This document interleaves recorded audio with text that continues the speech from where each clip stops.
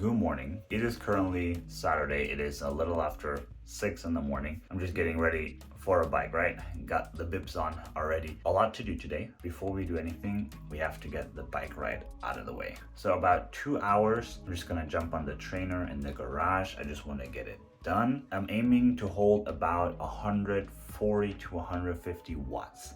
So based on the FTP test that I did last week, I should be able to hold that power fairly easily with my heart rate not really going out of zone 2. That's the idea. I've never done it. I don't know if it's really gonna work out the way I want it to be, but let's just do it.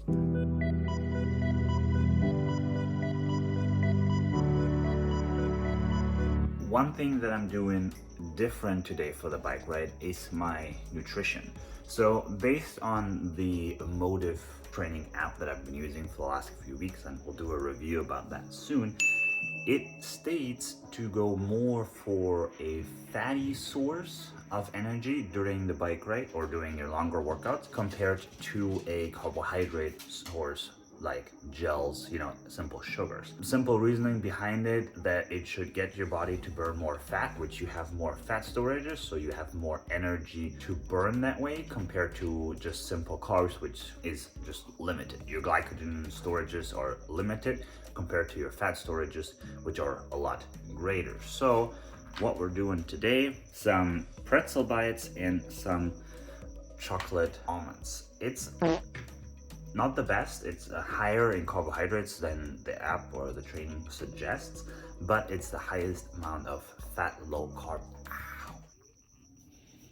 What are you doing, huh? What are you doing? Hi, baby. Good morning. Good morning. So, yeah, let's get the trainer set up. Let's get a movie going. And for fluids, just very easy. 1 bottle of water, 1 bottle of electrolytes, because it is gonna be sweaty.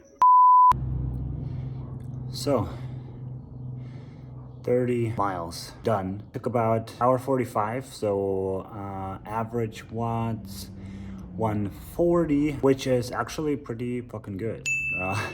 That's more than I did throughout all of last year. Let's take care of the day. And then we have a strength training session later in the day as well. And tomorrow we have a 60-minute run. So the big improvement or the big focus on today's workout was that as per the FTP test and per the heart rate zones therefore identified, I should be able to push 170 watts max in zone 2. So that is definitely way too high. That ain't happening. I can do it for about 30 minutes, but I can't sustain it for a long amount of time. So pushing 140, which my zone 2 suggests 120 to 170 watts, 140 is perfect for that amount of time, almost 2 hours with average heart rate of around 135. I'm pretty happy with that. I never pushed that much on the bike. In the past, I've always just taken an easy ride, and then my heart rate is sitting around 110, 120. So big improvement, definitely have to keep this up. Bike done, first workout of the day. Time for some food, time for a shower, time to take the dog out, and then we get ready for round 2.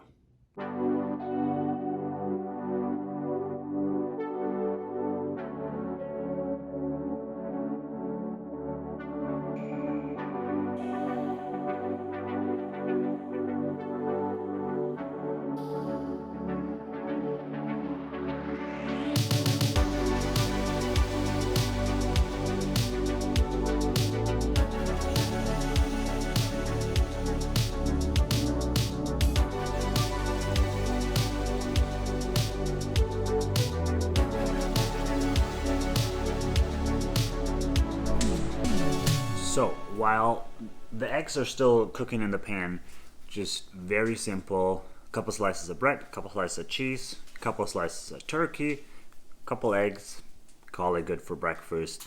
We got everything we need.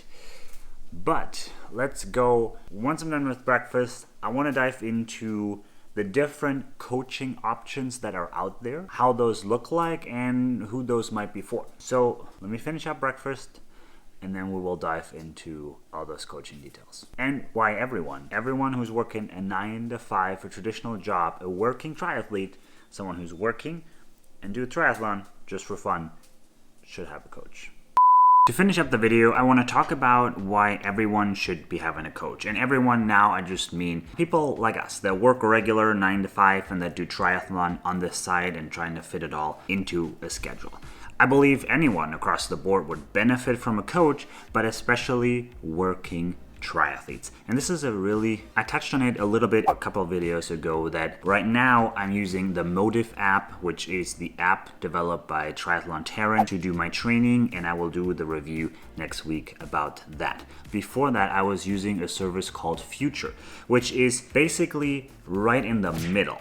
So you have your true one-to-one coaching, then you have your Future, so to speak, which is one-to-one coaching, but the coaches do have a higher volume of clients and it's not as much one-to-one as the true one-to-one. We'll get there in a second. And then lastly, you have your pure fitness apps or set programs that you can use. So it is important to identify which one of these three you personally could benefit from the most. The true one-to-one coaching, you have that in any sport. In any sport, there's coaching academies or coaching companies out there that specifically train you for this one sport, and they even train pro triathletes and so forth. So you can hire these coaches, even as an age group triathlete. Some of these coaches, not the super elite ones, but the ones that are just a little bit below that, they might have some open spots, and you can hire those coaches to train you as an amateur as well, or maybe as an up-and-coming pro. But those coaches, they can go anywhere from $300 to over $1,000 a month.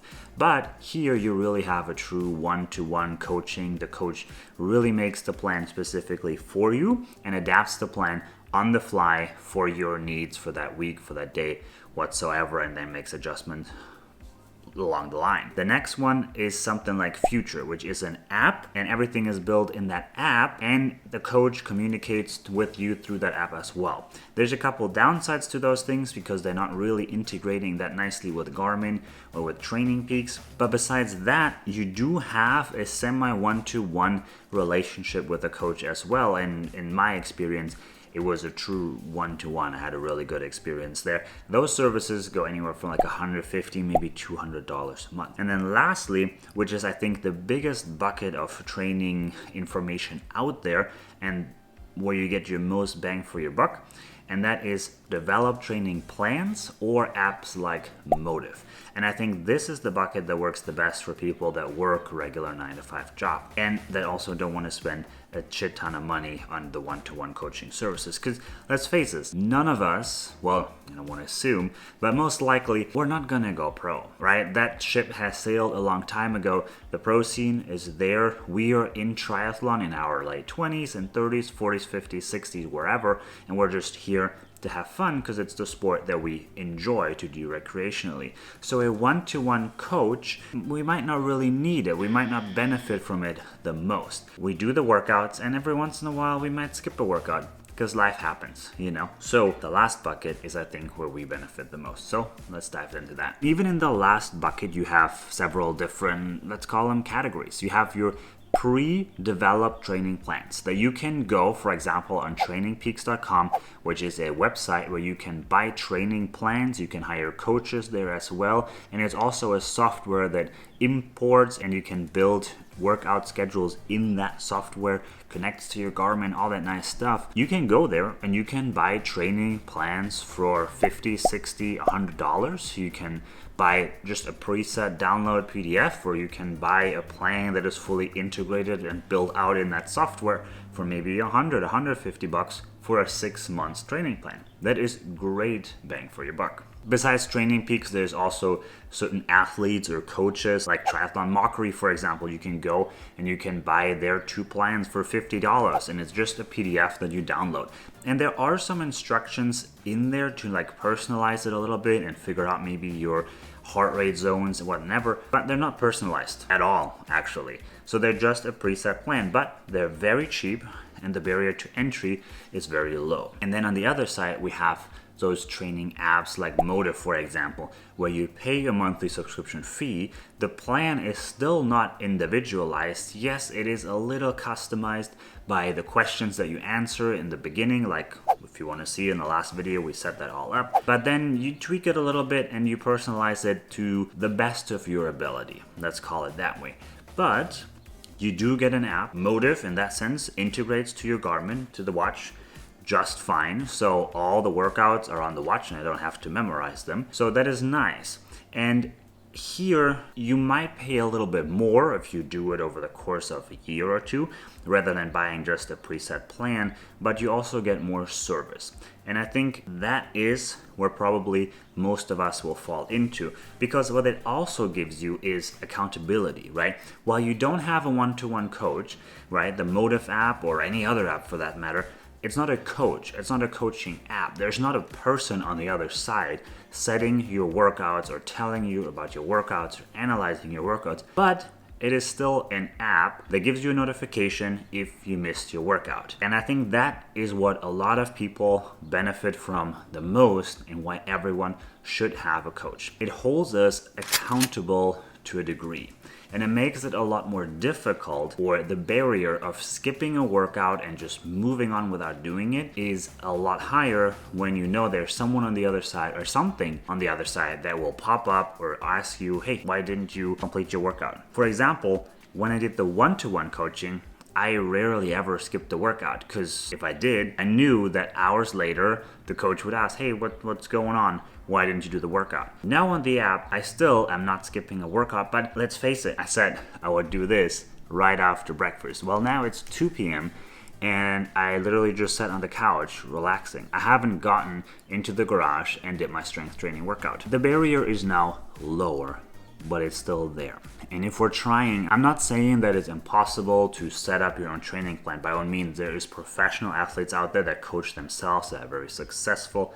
And if you have the discipline, you can definitely set up your own training plan and follow it. But we have so much going on in life with work and everything else around. If we can take it and for a small cost, right, of little money, we can take that burden of having to figure out when to train and what to train and how to train for our goals and just offload that to someone else to figure it out, and they just feed us the information and we just do it. That's, I think, what we benefit from the most as working triathletes.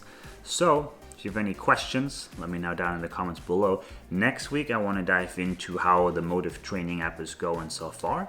I have now completed 2 full weeks of this program. That's been great, but I want to get maybe 3 or 4 weeks in before any conclusion.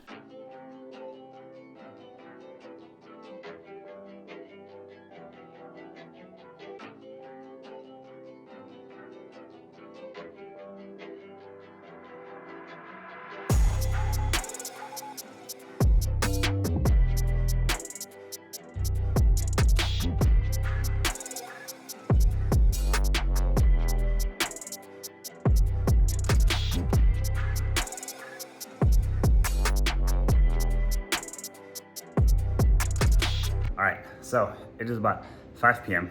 I got the gym session done, a couple clips just to prove, still did it, and my hand is very shaky right now.